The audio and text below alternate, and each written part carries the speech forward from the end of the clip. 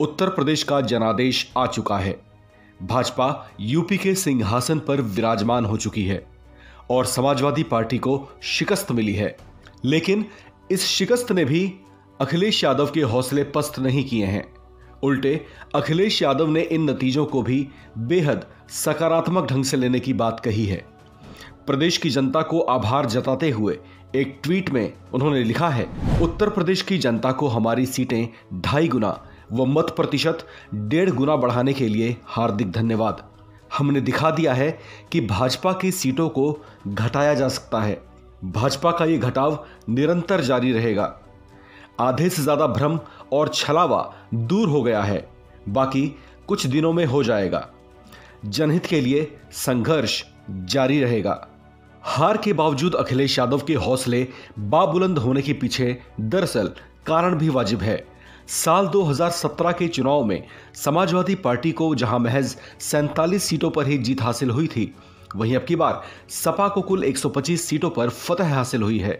इतना ही नहीं, इन चुनावों में सपा के वोटिंग परसेंटेज में भी उछाल दर्ज किया गया है, जो 20% से बढ़ते हुए 32% तक पहुंच गया है।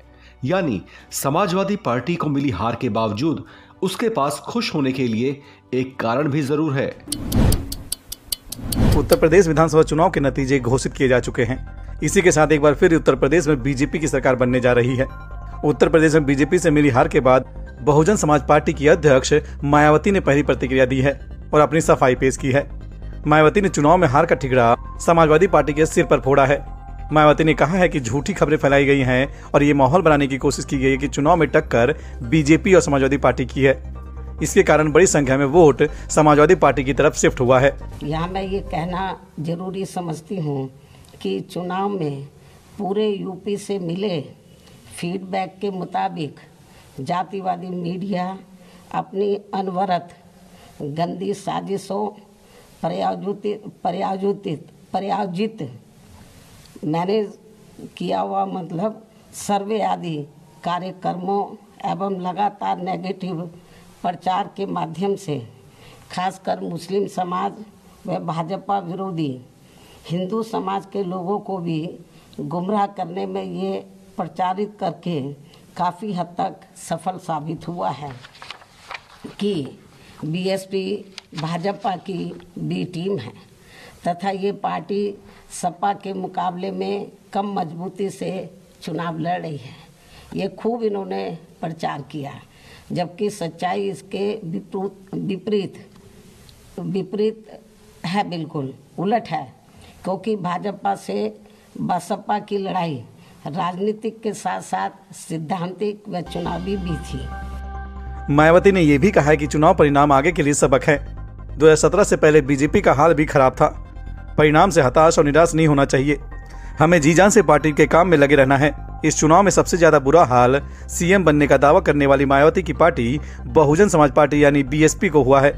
यहाँ तक कि मायावती की पार्टी अपना दल, निषाद पार्टी और राष्ट्रीय लोकदल के सामने भी नहीं टिक पाई। उत्तर प्रदेश की 403 विधानसभा सीटों में से मायावती की पार्टी बीएसपी महज एक सीट पर ही जीत दर्ज कर पाई। 2017 के विधानसभा चुनाव के बीएसपी को 2022 के विधानसभा चुनाव में 10% से करीब कम वोट मिले। उत्तर प्रदेश विधानसभा चुनाव के नतीजों में बीजेपी की जीत और खुद की हार पर एआईएमआईएम चीफ असदुद्दीन ओवैसी की भी प्रतिक्रिया सामने आई है।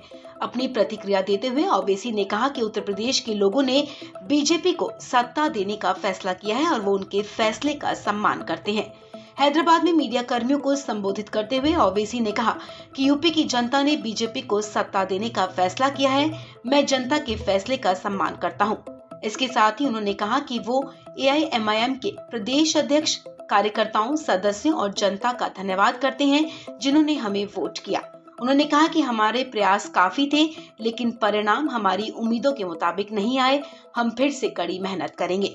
ओवैसी ने आगे कहा कि सभी राजनीतिक दल ईवीएम के मुद्दे को उठाकर अपनी हार छिपाने की कोशिश कर रहे हैं। उन्होंने कहा कि ईवीएम की गलती नहीं है, बल्कि लोगों के दिमाग में चिप है। सफलता मिली है, लेकिन 80-20 है। ओवैसी ने कहा कि हम फिर से मेहनत करेंगे और मुझे विश्वास है कि हम अगली बार बेहतर करेंगे। कांग्रेस को लेकर जब पत्रकारों ने ओवैसी से सवाल किया तो उन्होंने क्या कहा, आप खुद ही सुनिए।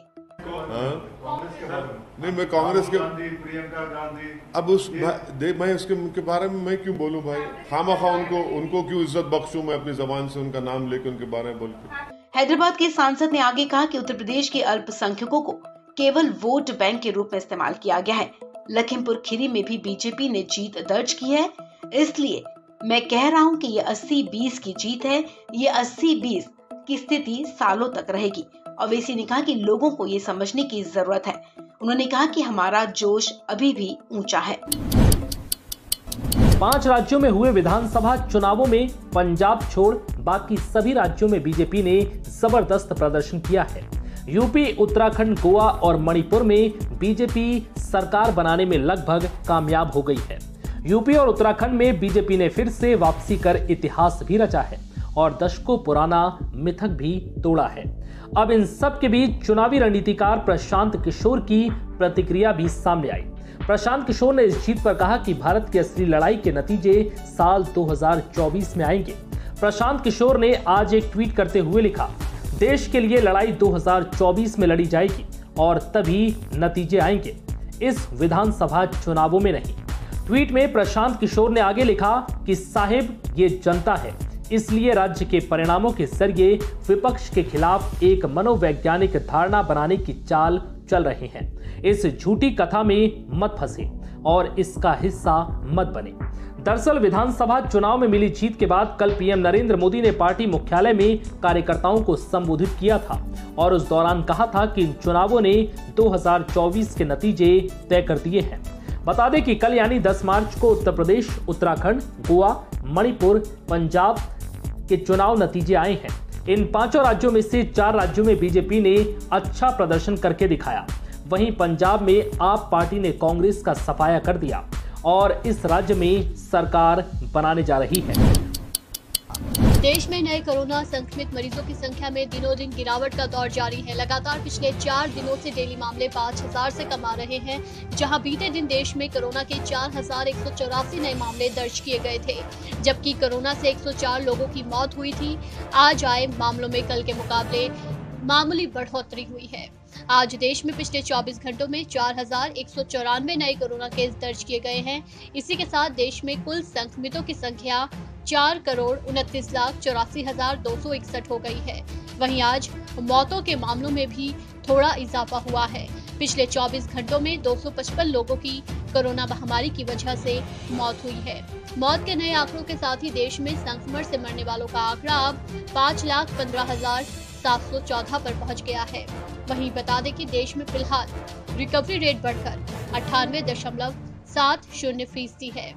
कोरोना वायरस के संक्रमण को हराकर ठीक होने वालों की बात करें तो पिछले 24 घंटे में देश भर में 6,208 मरीज ठीक हुए हैं, जिसके साथ ही कोरोना से ठीक होने वाले मरीजों की संख्या बढ़कर 4,24,26,328 हो गई है।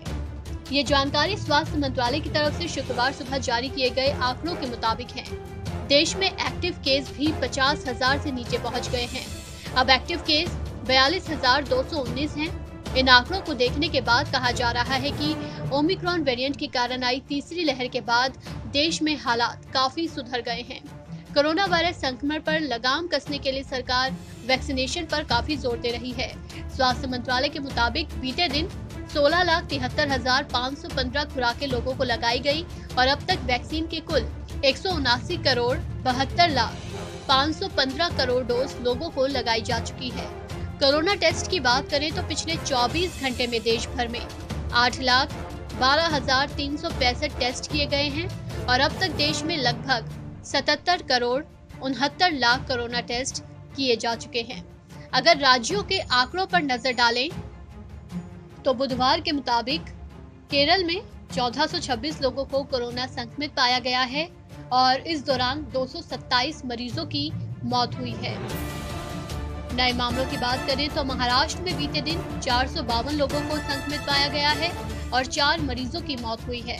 कर्नाटक में 217 मामले सामने आए हैं और 7 मौतें दर्ज हुई हैं। वहीं तमिलनाडु में 129 लोगों में संक्रमण की पुष्टि हुई है और 2 मरीजों को कोरोना की वजह से अपनी जान गंवानी पड़ी है। असम में पिछले 24 घंटे में कोरोना वायरस का एक भी नया मामला सामने नहीं आया है। एक दिन में 13 लोग ठीक हुए हैं और किसी की मौत भी नहीं हुई है। असम में कुल एक्टिव मामलों की संख्या अब 28 है।